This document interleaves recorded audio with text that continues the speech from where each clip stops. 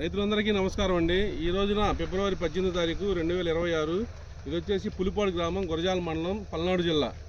ఇది వచ్చేసి ముండ్రా పరమేష్ అనే రైతు చేనండి. ఇది 4 ఎకరాలండి. ఇది నాటు మిరప రకం రేవంత్ అనే లిటిల్ హైబ్రిడ్స్ కంపెనీ వారిది రేవంత్ అనే నాటు రకం అండి. చూడండి రైతు సోదరులారా, ఈ వెరైటీ యొక్క లక్షణాలు ముఖ్య లక్షణాలు ఏమనగా కింద ఏదైతే సైజు ఉంటుందో పైదాకా కూడా చిట్ట చివరిని కూడా అదే సైజు ఉంటుందండి.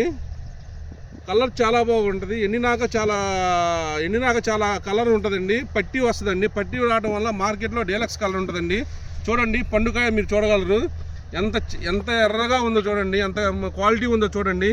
చిక్కదనం చూడండి, సైజు చూడండి. ముందు ముఖ్యంగా మనకు కావాల్సింది, రైతుకు కావాల్సింది కింద ఎలా ఉందో పైన ఒకటే యూనిఫామిటీ సైజు కావాలి.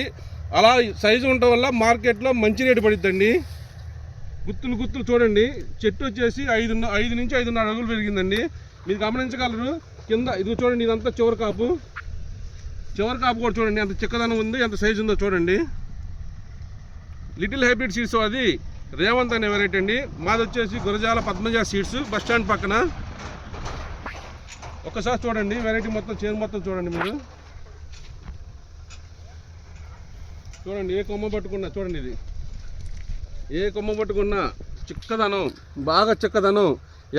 ఇప్పుడు ఫిబ్రవరి 18వ తారీఖు వాళ్ళ చూడండి, ఎక్కడా కూడా నల్లి కానీ తామర పురుగు ఎఫెక్ట్ కానీ ఎక్కడా లేదండి.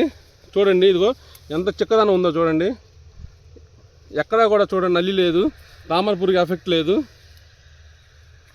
పైన కూడా మంచి సైజు వచ్చిందండి.